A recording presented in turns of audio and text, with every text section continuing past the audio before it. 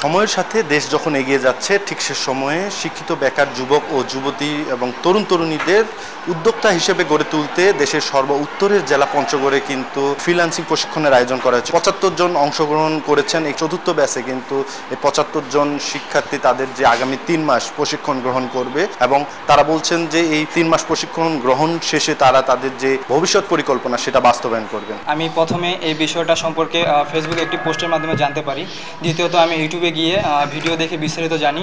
তারপরে আমি আবেদন করি এবং আবেদন প্রক্রিয়া শেষে আমি যুব উন্নয়নে পরীক্ষা দিতে আসি। তো সেখানে মোটামুটি আমরা ৭০০-র অধিক স্টুডেন্ট পরীক্ষা দিই। অনেকে আবেদন করেছে, তার মধ্যে থেকে আমরা লিখিত পরীক্ষা, ভাইভা এবং প্র্যাকটিক্যালে উত্তীর্ণ হয়ে আজকে আমরা এখানে সফলভাবে ভর্তি হতে পেরেছি। আমাদের মূল লক্ষ্য হচ্ছে যে এখানে ৩ মাস প্রশিক্ষণ শেষে আমরা নিজের ক্যারিয়ার গঠন করতে পারবো এবং ফ্রিল্যান্সিংটাকে শিখে আমি আমার বেকারত্ব দূর করব।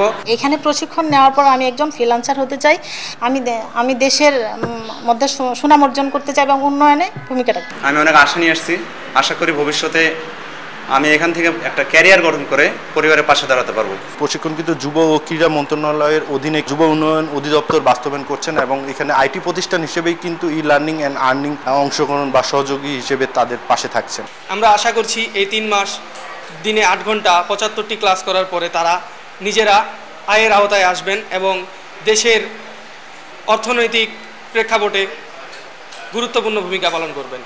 সর্বশেষ জানিয়ে রাখি যে আমরা সম্প্রতি দেখেছি যে পঞ্চগড় যুব প্রশিক্ষণ কেন্দ্রে কিন্তু এই ভর্তি পরীক্ষার আয়োজন করা হয়েছিল। সেখানে কিন্তু প্রায় ৭০০-র অধিক যারা অংশগ্রহণকারী রয়েছে তারা আবেদন করেছিল এবং সেখান থেকে কিন্তু মাত্র ৭৫ জনকে নির্বাচিত করা হয়েছে। তারা এই ৭৫ জন মেধা তালিকায় উত্তীর্ণ হয় কিন্তু তারা আজকে এই প্রশিক্ষণ গ্রহণ করতে এখানে উপস্থিত হয়েছেন।